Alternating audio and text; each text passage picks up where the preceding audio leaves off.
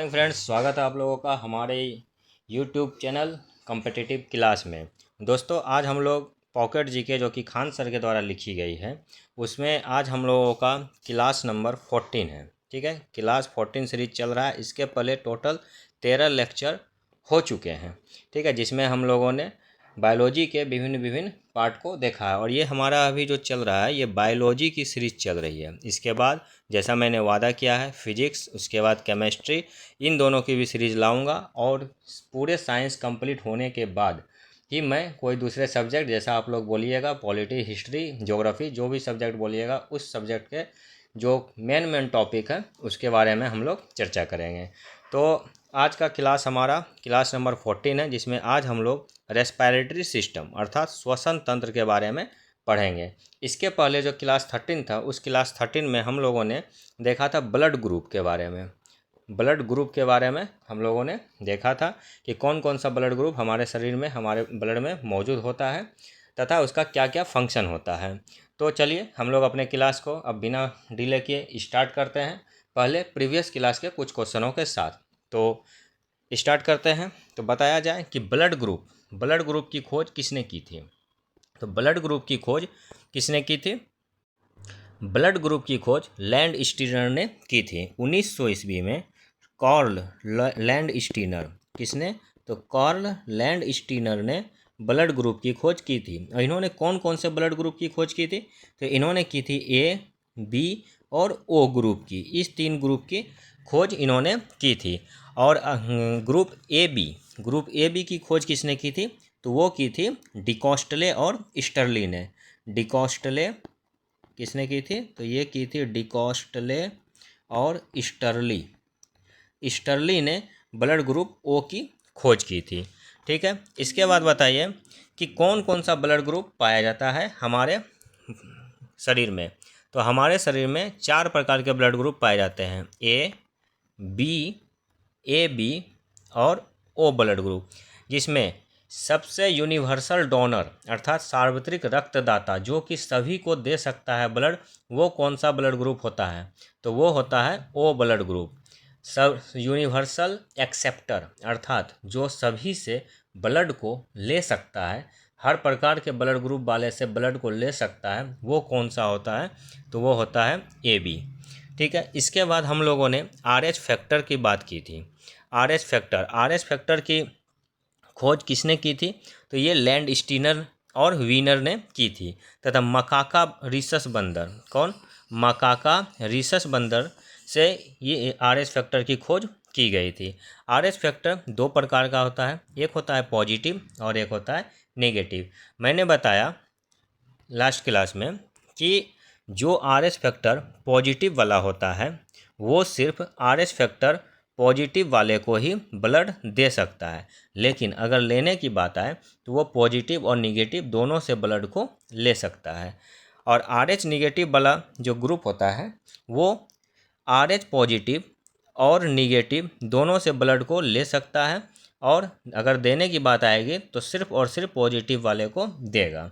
तो इसी के आधार पे एक एरिथ्रोब्लास्टोसिस फाइटोलिस अर्थात गर्भ रक्ताणु कोरकता बीमारी के बारे में बताया कि यदि मान के चलिए किसी भी माता संतति, जो मतलब कि बच्चे को जन्म देती है, उस माता का अगर ब्लड ग्रुप RH पॉजिटिव है और उसके गर्भ में जो शिशु पल रहा है उसका अगर ब्लड ग्रुप RH निगेटिव है, ठीक है, तो यहाँ पे क्या होता है कि चूँकि हम लोग जानते हैं कि ये RH नेगेटिव जो कि गर्भ में जो शिशु है, शिशु भोजन या ब्लड किसके माध्यम से प्राप्त करता है? तो माता के माध्यम से इसमें जा रहा है। और माता का अगर यहाँ पे ब्लड ग्रुप का RH फैक्टर पॉजिटिव है और शिशु का RH फैक्टर निगेटिव है, तो हम लोग ये चीज़ देखते हैं कि जो पॉजिटिव है, ठीक है, ये सिर्फ किसको दे सकता है? पॉजिटिव वाले को ही दे सकता है। लेकिन यहाँ ब्लड ग्रुप क्या है? RH नेगेटिव है। तो यहाँ क्या होता है कि RH पॉजिटिव और निगेटिव दोनों ब्लड ग्रुप मैच कर जाता है, मिल जाता है, जिसके कारण जो है बच्चा जो कि RH नेगेटिव ब्लड ग्रुप लिए हुए है उसकी डेथ हो जाती है। ठीक है, उसकी डेथ हो जाती है। इसी को एरिथ्रोब्लास्टोसिस फिटोलिस कहा जाता है। ठीक है, चलिए, तो इस प्रकार हम लोगों ने पूरा ब्लड ग्रुप चैप्टर का जो जो इम्पोर्टेंट क्वेश्चन बनते थे उसको हम लोगों ने देखा। एक क्वेश्चन और है कि बताइए कि जो ब्लड ग्रुप ए वाला है वो किससे किससे ब्लड ले सकता है।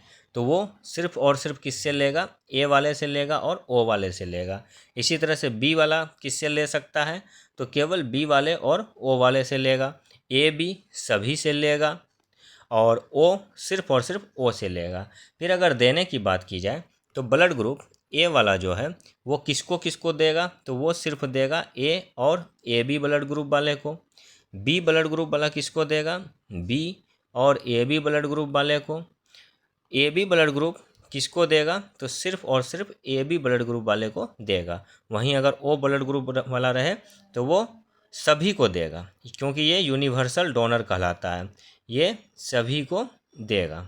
ठीक है, तो ये हम लोगों ने पिछले क्लास में देखा। तो आप लोग अगर नहीं देखे हैं पिछला क्लास ब्लड ग्रुप वाला तो आप लोग प्लीज़ उसे देखें और हमारे पिछले सारे क्लास को देखें तथा उसका एक प्रॉपर नोट्स जैसा मैंने बनाया है, जैसा मैंने आप लोगों को बताया है, उसको आप लोग प्रॉपर नोट्स बनाएं और उसका मल्टीपल टाइम रिवीजन करें।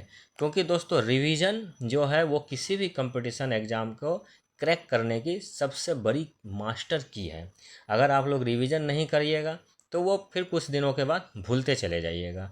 और बायोलॉजी थोड़ा कॉम्प्लिकेटेड चैप्टर है अन्य सब्जेक्ट की अपेक्षा, तो इसलिए आप लोग उसको एक विशेष ध्यान दीजिए, उसका मल्टीपल टाइम रिवीजन कीजिए।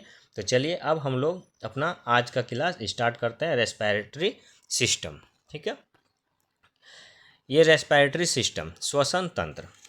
सबसे पहले आती है श्वास लेना। श्वास लेना क्या है, तो श्वास लेना एक क्रिया है जिसमें हम लोग क्या करते हैं, बाह्य वायुमंडल व फेफड़ों के बीच जो है गैसों का आदान प्रदान होता है। बाहर जो वातावरण में वायुमंडल में जो गैस पाया जाता है उसमें से कुछ, जैसे वायुमंडल में कौन कौन सा गैस होता है, नाइट्रोजन होता है, ऑक्सीजन होता है, कार्बन डाइऑक्साइड होता है, बहुत सारे गैस होते हैं। उन गैसों में से जो हमारे शरीर के लिए उपयुक्त गैस होती है उस गैस को वायुमंडल से हमारा फेफड़ा में ग्रहण करना और फिर हमारे शरीर में वो सारे कोशिकाओं में पहुंचना और फिर वहां से हमारे शरीर से फेफड़ा में पहुंचना और फेफड़ा से फिर वायुमंडल में पहुंचना, ये सारी क्रियाएं क्या कहलाती है, सांस लेना कहलाती है। अर्थात वायुमंडल से वायु को ग्रहण करना, हमारे शरीर में पहुंचना और सारी क्रियाओं के द्वारा फिर उस गैस को या किसी परिवर्तित गैस को जो वायुमंडल में फिर से वापस पहुंचती है, तो इस प्रक्रिया को क्या कहते हैं, श्वास लेना या ब्रीथिंग या वेंटिलेशन कहा जाता है। ठीक है, अब इसी में आता है निःश्वसन। निःश्वसन क्या होता है कि ऑक्सीजन का बाह्य वातावरण से फेफड़ों तक जाना निःश्वसन कहलाता है।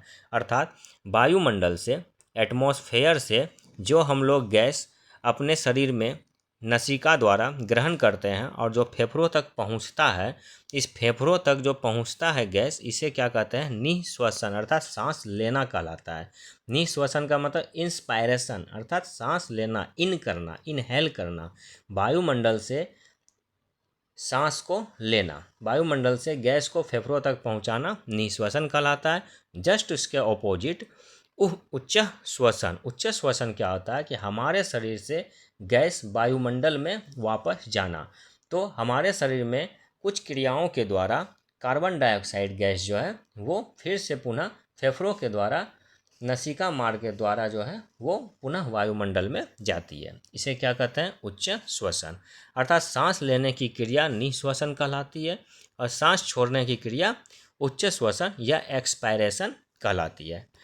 अब है कि श्वसन में कौन कौन से सहायक अंग हैं, क्योंकि कुछ ना कुछ तो अंग होगा जिसके वजह से, जिसकी मदद से हम लोग क्या करते हैं, सांस लेने का कार्य करते हैं और सांस छोड़ने का कार्य करते हैं। तो सांस लेने और छोड़ने अर्थात श्वसन जो क्रिया होती है उसमें सहायक अंग कौन कौन है, तो हमारा नाक, नासापथ। नासापथ का मतलब नाक के द्वारा जो नली जो हमारे फेफड़े तक पहुंचती है वो नासापथ, ग्रसनी, कंठ, श्वास नली, ये सभी हमारे श्वसन के लिए आवश्यक अंग होते हैं। हमें जो गंध का जो ज्ञान होता है, किसी भी चीज़ के स्मेल की जो जानकारी होती है वो होती है सनीडेरिया के कारण। किसके कारण होती है, तो वो होती है सनीडेरिया के कारण। हमें गंध का ज्ञान किससे होता है, तो सनीडेरिया के कारण होता है। जब चाहे तो वायरल इन्फेक्शन या कोई भी बैक्टीरियल इन्फेक्शन हो जाता है तो यहीं पे हमारा क्या होता है, सूजन आ जाता है, जिसके कारण कि हमें गंध का ज्ञान नहीं हो पाता है। तो हमें गंध का ज्ञान किसके द्वारा होता है, तो सनीडेरिया के द्वारा हमें गंध का ज्ञान होता है। पुरुष के कंठ में एक ग्लैंड पाया जाता है, उसको कहते हैं एडम्स एप्पल। पुरुष के कंठ में जो ग्लैंड पाया जाता है, आप लोग देखते होंगे कि जो मिनिमम 13 से 14 वर्ष के जब बच्चे किशोरावस्था में प्रवेश करते हैं तो उनके कंठ में एक उभरी हुई इस टाइप की आकृति उत्पन्न हो जाती है और उनका आवाज़ क्या होता है, चेंज हो जाता है। तो ये जो उभरी हुई आकृति होती है इसे कहते हैं एडम्स एप्पल। ठीक है। उसके बाद है मुख्य श्वसन अंग। तो मुख्य श्वसन अंग हमारा कौन है, तो हमारा मुख्य श्वसन अंग है फेफड़ा। क्योंकि हम लोग जो वायुमंडल से गैस को लेते हैं या अपने शरीर से गैस को वायुमंडल में छोड़ते हैं तो इसमें जो सबसे मेन कार्य करता है वो हमारा फेफड़ा ही करता है। तो हमारा शरीर का मुख्य श्वसन अंग कौन हो गया, तो वो हो गया फेफड़ा। और फेफड़ों की संख्या कितनी हो गई, 2। कोपिका उसकी यूनिट कहलाती है, उसकी इकाई जो है कोपिका कहलाती है। अब देखिए गैसों का परिवहन कैसे होता है। तो 97% ऑक्सीजन का परिवहन जो होता है वो आरबीसी में पाए जाने वाले वर्णक हीमोग्लोबिन के कारण होता है। ठीक है। हीमोग्लोबिन ऑक्सीजन में संयुक्त होकर ऑक्सी हीमोग्लोबिन बनाता है। जो 97% ऑक्सीजन जो होता है उसका परिवहन, जैसे मान के चलिए हम लोग एटमॉस्फेयर से वायुमंडल से 100% ऑक्सीजन को लिए तो उसका जो 97% होता है वो हमारे ब्लड में जो आरबीसी पाया जाता है, ब्लड में 3 कणिका पाया जाता है, आरबीसी, डब्ल्यूबीसी और प्लेटलेट्स। ठीक है, ये 3 कणिका पाया जाता है। मैंने लास्ट वीडियो में ही बताया जब ब्लड चैप्टर पढ़ा रहा था, शायद वो क्लास लेक्चर नंबर 12 होगा।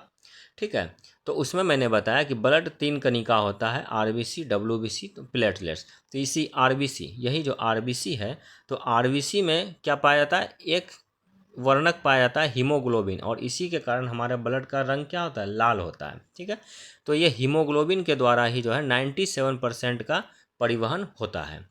हीमोग्लोबिन जब ऑक्सीजन में मिलता है तो क्या बनाता है, तो ऑक्सी हीमोग्लोबिन बनाता है। ठीक है, तो हम लोगों ने क्या देखा कि सांस लेना या वेंटिलेशन या ब्रीदिंग क्या कहलाता है, वायुमंडल से फेफड़ों तक गैस को लेना और फिर फेफड़ों से वायुमंडल में गैस को छोड़ना, ये प्रक्रिया सांस लेना कहलाती है। निःश्वसन, सांस लेने की क्रिया को निःश्वसन करते हैं और सांस छोड़ने की क्रिया को उच्च श्वसन कहते हैं। ठीक है, हमारे श्वसन में कौन कौन से सहायक अंग हो गए, तो नाक हो गए, नासापथ हो गए, ग्रसनी, कंठ, श्वास नली, ये सब हमारे श्वसन में सहायक अंग हो गए। हमें जो गंध का ज्ञान होता है वो किसके द्वारा होता है, तो वो होता है सनीडेरिया के कारण। ठीक है, सनीडेरिया के कारण गंध का ज्ञान होता है। और जब किसी भी प्रकार का बैक्टीरियल या वायरल डिजीज होता है तो ये सनीडेरिया में क्या हो जाता है, सूजन हो जाता है, जिसके कारण हमें गंध का ज्ञान नहीं हो पाता है, स्मेल नहीं आता है। एक एडम्स एप्पल, हम लोगों ने ग्लैंड को देखा कि जो कि किस में पाया जाता है, एडम्स एप्पल सिर्फ और सिर्फ नर में ही पाया जाता है। ठीक, और हमारा मुख्य श्वसन अंग कौन हो गया, तो हमारा मुख्य श्वसन अंग हो गया फेफड़ा, और फेफड़ा की इकाई कुपिका होती है। 97% ऑक्सीजन का परिवहन किस में होता है, तो आरबीसी में पाए जाने वाले हीमोग्लोबिन के द्वारा होता है। और जब यह हीमोग्लोबिन ऑक्सीजन से मिलता है तो क्या बनाता है, ऑक्सी हीमोग्लोबिन बनाता है। अब देखिए श्वसन से संबंधित कुछ रोग हो जाते हैं। इसमें पहला रोग है दमा या अस्थमा। ठीक है, दमा या अस्थमा एलर्जी से होने वाला ये रोग है। इसमें श्वसनी जो श्वास नली होता है वो क्या होता है, वो पतला हो जाता है अर्थात संकरा हो जाता है, और सूजन आने से क्या होती है, सांस लेने में इसमें कठिनाई होती है। तो दमा या अस्थमा क्या है कि इसमें हमारी श्वास नली जो होती है वो पतली हो जाती है और सूजन आने के कारण सांस लेने में कठिनाई होती है, और ये एक एलर्जिक प्रॉब्लम है। ठीक है, दमा कैसी बीमारी है, तो एलर्जिक बीमारी है। ठीक है, अगला जो है हमारा वो बीमारी है ब्रोंकाइटिस। ठीक, ब्रोंकाइटिस अर्थात श्वसनी शोथ।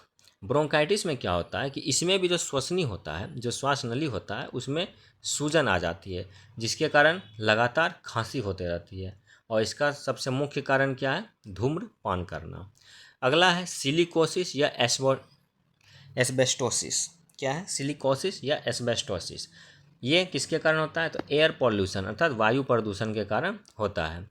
सिलिकोसिस या एस्बेस्टोसिस किसके कारण होता है? तो ये होता है वायु प्रदूषण के कारण, जो कि जनरली जहाँ पे सिलिका या एस्बेस्टस की खान होती है, वहाँ पर जो वहाँ के मज़दूर लोग काम करते हैं, उन मज़दूरों में वहाँ का जो कचरा है, जो पॉल्यूशन है, वो उनके नाक के द्वारा उनके फेफड़ों तक पहुँचता है।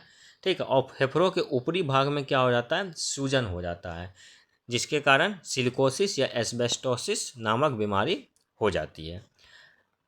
ठीक, अब देखिए ग्लूकोज का अपघटन जो होता है, ग्लूकोज जो टूटता है वो 3 टर्म में टूटता है, 3 चरणों में टूटता है। पहला जो होता है उसको क्या कहते हैं? ग्लाइकोलाइसिस कहते हैं। पहली फर्स्ट स्टेप को ग्लाइकोलाइसिस कहते हैं। हमारा ग्लूकोज जो है C6H22O11 यही होता है ग्लूकोज। तो ये ग्लूकोज जो है ये 3 पार्ट में टूटता है। ठीक है, ये 3 पार्ट में टूटता है आपका। जो पहला पार्ट होता है वो होता है ग्लाइकोलाइसिस। और ये ग्लाइकोलाइसिस की प्रक्रिया कहाँ होती है? तो ये होती है कोशिका द्रव्य में। इससे क्वेश्चन पूछा जाता है। ठीक है, ग्लाइकोलाइसिस की प्रक्रिया कहाँ होती है? कोशिका द्रव्य में। दूसरा क्रेब्स चक्र होता है। इस क्रेब्स चक्र की प्रक्रिया कहाँ होती है? माइटोकॉन्ड्रिया में। तीसरा इलेक्ट्रॉन ट्रांसफ़र सिस्टम होता है, और ये कहाँ होता है? ऑक्सीसोम में होता है। इसमें क्रेब्स चक्र मोस्ट इम्पॉर्टेंट है कि इसकी प्रक्रिया कहाँ होती है? तो ये होती है माइटोकॉन्ड्रिया में। ठीक, अब है मनुष्य के सांस लेने की दर कि 1 मिनट में मनुष्य कितनी बार सांस लेता है। एक होता है कि हमारा हृदय कितनी बार धड़कता है, तो वो धड़कता है 72 बार।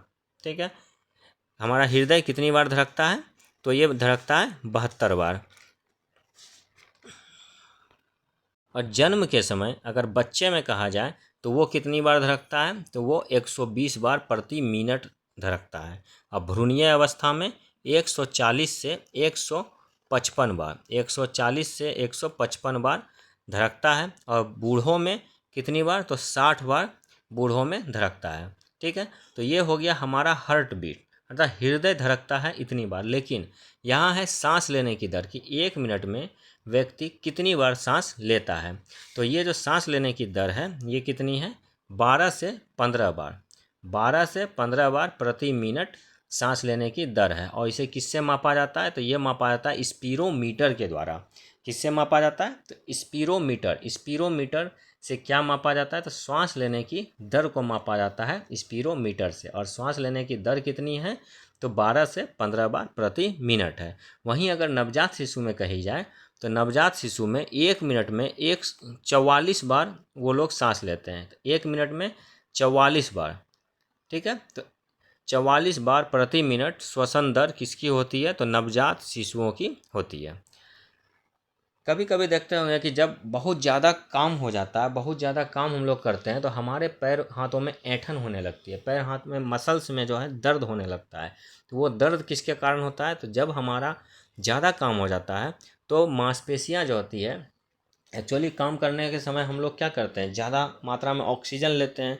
तो यहाँ क्या होता है कि एक लिमिटेशन होता है, जो कि आरबीसी में उपस्थित हीमोग्लोबिन होता है, वो ऑक्सीजन के साथ मिल के ऑक्सीश्वसन करे। ठीक है, लेकिन जब ज़्यादा मात्रा में हम लोग काम करने लगते हैं तो वहाँ ऑक्सीजन पूरी ढंग से हीमोग्लोबिन के साथ में नहीं मिल पाता है। तो वहाँ क्या होता है कि अनॉक्सी कुछ अन्य गैसें हीमोग्लोबिन के साथ मिलने लगती है, जिससे क्या होता है? अनॉक्सी होने लगता है। तो इस अनॉक्सी के कारण जो है हमारे शरीर में लैक्टिक एसिड का निर्माण होता है। ठीक है, ये लैक्टिक एसिड का निर्माण होता है, और इसी लैक्टिक एसिड के कारण ये लैक्टिक एसिड क्या करता है? हमारे मांसपेशियों में जहाँ तहाँ पहुंच जाते हैं, और इसी लैक्टिक एसिड के कारण जो है हमारे मांसपेशियों में दर्द होता है। तो जिस समय हम लोग ज़्यादा काम करते हैं तो ज़्यादा थकावट के समय में हमारे शरीर में लैक्टिक एसिड का निर्माण होता है, जिसके कारण कि हमारे मांसपेशियों में दर्द होता है। तो हम लोगों ने क्या क्या देखा कि मनुष्य में सांस लेने की दर कितनी है? तो मनुष्य में सांस लेने की दर है 12 से 15 बार प्रति मिनट, और इसे मापा जाता है स्पीरोमीटर के द्वारा। वहीं अगर नवजात शिशु में सांस लेने की दर कहे तो नवजात शिशु में सांस लेने की दर 44 बार प्रति मिनट होती है। ठीक, बहुत ज़्यादा काम करने के बाद हमारे शरीर में थकावट किसके कारण होती है? तो वो थकावट जो होती है वो होती है हमारे शरीर में लैक्टिक एसिड का जमा हो जाने के कारण होती है। अब हम लोग विभिन्न प्रकार के जीवों में, जैसे हम लोग मनुष्य हैं तो हम लोग किसके द्वारा सांस लेते हैं? तो नाक के द्वारा सांस लेते हैं। उसी तरह मछली है, मछली गलफरा या गिल्स के द्वारा सांस लेती है। तो कौन कौन से जीव हैं तथा उनका क्या क्या श्वसन अंग है, वो किस किस अंग से सांस लेते हैं, उसको अब हम लोग देखते हैं। तो जैसे अमीबा हो गई, अमीबा किसके द्वारा सांस लेती है? तो अमीबा लेते हैं कोशिका झिल्ली के द्वारा। अमीबा किससे सांस लेते हैं? तो कोशिका झिल्ली के द्वारा सांस लेते हैं। हाइड्रा, हाइड्रा देह भित्ति के द्वारा। केंचुआ, वो अपने नम त्वचा के द्वारा केंचुआ सांस लेते हैं। झींगा या केकड़ा, इनमें गिल्स मौजूद होती है। तो झींगा या केकड़ा में गिल्स मौजूद होने के कारण वो लोग गिल्स से सांस लेते हैं। वहीं मकड़ी या बिच्छू की बात की जाए तो ट्रैकिया या बुकलक, ट्रैकिया या बुकलक के द्वारा वो लोग सांस लेते हैं। मक्खी, टिड्डा, दीमक, तिलचट्टा, खटमल, ये सब ट्रैकिया के द्वारा ही सांस लेते हैं। अमीबा, रिवीजन कीजिए। अमीबा कोशिका झिल्ली के द्वारा, हाइड्रा देह भित्ति के द्वारा, केंचुआ नम त्वचा के द्वारा, झींगा या केकड़ा गिल्स के द्वारा, मकड़ी बिच्छू ट्रैकिया व बुकलक के द्वारा, मक्खी, टिड्डा, दीमक, तिलचट्टा, खटमल, ये सब ट्रैकिया के द्वारा सांस लेते हैं। वहीं मछली, मछली गिल्स के द्वारा सांस लेती है। मछली गिल्स या फेफड़ा के द्वारा सांस, गलफरा के द्वारा सांस लेती है। मेढक, जो वयस्क मेढक है वो फेफड़े व नम त्वचा के द्वारा सांस लेते हैं। वहीं अगर टेडपोल या लार्वा मेढक की बात की जाए तो वो लोग गिल्स के द्वारा सांस लेते हैं। सरीसृप, पक्षी व स्तनधारी, हम लोग किसमें आ गए? स्तनधारी, ये लोग किससे लेते हैं? तो फेफड़ों के द्वारा सांस लेते हैं। तो हम लोगों ने यहाँ पर कौन से जीव का श्वसन अंग क्या क्या है उसको हम लोगों ने देखा। ठीक है, तो चलिए अब एक बार हम लोग इस पूरे क्लास का रिवीजन करते हैं। तो आज हम लोग ने देखा क्या चीज़? श्वसन तंत्र अर्थात रेस्पिरेटरी सिस्टम, श्वसन तंत्र। तो श्वसन तंत्र में सबसे पहला टर्म आता है श्वसन अर्थात सांस लेना। क्या कहलाता है? कि वायुमंडल से गैस को लेना और हमारे फेफड़ों तक पहुंचना और अन्य क्रियाओं के द्वारा फिर इस फेफड़ों से गैस का वायुमंडल में पुनः पहुंच जाना, ये क्रिया श्वसन कहलाती है। इसमें दो चीज़ आया, एक आया निःश्वसन अर्थात इंस्पायरेशन और दूसरा आया एक्सपायरेशन अर्थात उच्च श्वसन। ठीक है, निःश्वसन सांस लेने की क्रिया और उच्च श्वसन सांस छोड़ने की क्रिया को कहा जाता है। इसमें सहायक अंग कौन कौन सा हो गया? तो इसमें सहायक अंग हो गया नाक, नासापथ, ग्रसनी, कंठ, श्वास नली, ये सब इसमें सहायक अंग हो गया। एक है एडम्स एप्पल, एडम्स एप्पल। ठीक है, ये एडम्स एप्पल क्या है कि जब लड़का लोग या नर लोग किशोरावस्था में पहुंचते हैं तो उनके कंठ में देखिएगा एक आभार उत्पन्न हो जाता है, एक उभार उत्पन्न हो जाता है। उसी को क्या कहते हैं? एडम्स एप्पल कहा जाता है। ये सिर्फ और सिर्फ बॉयज में अर्थात नर पुरुषों में पाया जाता है। हमारे शरीर का जो मुख्य श्वसन अंग है वो क्या है? हमारे शरीर का मुख्य श्वसन अंग फेफड़ा है। ठीक है, हमारे शरीर में गैसों का परिवहन कैसे होता है? तो जो गैसें आती है वो हमारे ऑक्सीजन आती है, ये ऑक्सीजन हमारे शरीर के आरबीसी के हीमोग्लोबिन से क्रिया करती है और इसे क्या कहते हैं? ऑक्सी श्वसन कहते हैं। और ये ऑक्सी श्वसन की क्रिया से ही गैसों का परिवहन होता है। इसमें 90% ऑक्सीजन का क्या हो जाता है? ऑक्सी श्वसन हो जाता है। ठीक है, श्वसन से संबंधित रोगों को हम लोगों ने देखा। पहला रोग देखा अस्थमा या दमा, ये एक तरह का एलर्जिक रोग है। ठीक है, इसमें क्या हो जाता है कि जो श्वास नली होती है वो पतली हो जाती है और सूजन के कारण सही ढंग से सांस नहीं ले पाते हैं। दूसरा हमारा था ब्रोंकाइटिस। ठीक है, या श्वासनी शोथ या ब्रोंकाइटिस। ठीक है, या ब्रोंकाइटिस, इसमें भी सेम वही है कि श्वसनी में क्या हो जाती है? सूजन हो जाती है और ये किसके कारण होती है? धूम्रपान के कारण होती है। इसके बाद देखें सिलिकोसिस। ठीक है, सिलिकोसिस या एस्बेस्टोसिस, सिलिकोसिस या एस्बेस्टोसिस किसको होता है? जो कि सिलिका या एस्बेस्टस जहाँ पे निर्माण होता है वहाँ के कारखानों में जो मजदूर लोग काम करते हैं तो वहाँ के वायु प्रदूषण के कारण जो है ये बीमारी हो जाती है। उसके बाद हम लोगों ने ग्लूकोज का अपघटन देखा। ग्लूकोज का अपघटन 3 चरणों में देखा। ठीक है, ग्लूकोज का अपघटन जो है हम लोग 3 चरणों में देखा। और ग्लूकोज का सूत्र क्या होता है? C12H22O11। तो इसका अपघटन हम लोगों ने 3 चरणों में देखा। पहला चरण में अपघटन कहाँ होता है? कोशिका द्रव्य में होता है। दूसरा चरण में कहाँ होता है? ये होता है माइटोकॉन्ड्रिया में। और तीसरा चरण में कहाँ होता है? तो ये होता है जाके ऑक्सीसोम में। ठीक, इसके बाद हमारे शरीर की श्वसन दर कितनी है? तो श्वसन दर हमारे जो है सांस जो लेना इनहेल या आउटहेल जो करते हैं वो है 12 से 15 बार प्रति मिनट। वहीं अगर नवजात शिशु की कही जाए तो ये है 44 बार प्रति मिनट। ठीक है, जब हम लोग बहुत ज़्यादा थक जाते हैं, जब हमारा शरीर बहुत ज़्यादा काम करके थक जाता है तो हमारे शरीर में अनॉक्सी श्वसन होता है। और इस अनॉक्सी श्वसन के कारण लैक्टिक एसिड का निर्माण होता है। ठीक है, ये लैक्टिक एसिड का निर्माण होता है। इसी लैक्टिक एसिड के कारण हमारे मांसपेशियों में दर्द होती है। इसके बाद हम लोगों ने विभिन्न प्रकार के जीव और उनका श्वसन अंग देखा। तो आप लोग मेरे साथ रिवीजन कीजिए कि अमीबा का श्वसन अंग कौन सा है? तो कोशिका झिल्ली है। अमीबा का श्वसन अंग कोशिका झिल्ली है। हाइड्रा का श्वसन अंग देह भित्ति है। केंचुआ का श्वसन अंग नम त्वचा है। झींगा या केकड़ा का गिल्स है। मकड़ी बिच्छू का ट्रैकिया व बुकलग है। मक्खी, टिड्डा, दीमक, तिलचट्टा, खटमल इनका ट्रैकिया है। इसके बाद मछली का गिल्स या गलफरा है। वयस्क मेढक का फेफड़ा व नम त्वचा है।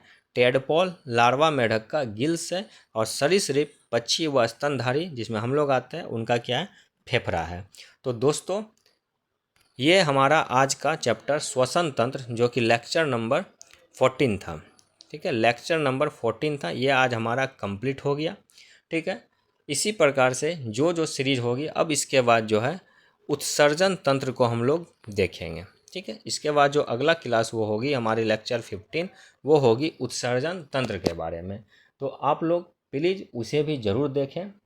और जितना भी आप लोग क्लास करते जा रहे हैं उसका एक प्रॉपर नोट्स जैसा मैंने बनाया है उसे आप लोग ज़रूर बनाएं और उसका मल्टीपल टाइम्स रिवीजन करें। मैं ये बार बार आप लोगों को बोल रहा हूँ कि आप लोग मल्टीपल टाइम रिवीजन करें। वो रिवीजन से आपका जो है क्वेश्चन बनाने की क्षमता, याद रखने की क्षमता भी बढ़ती जाएगी।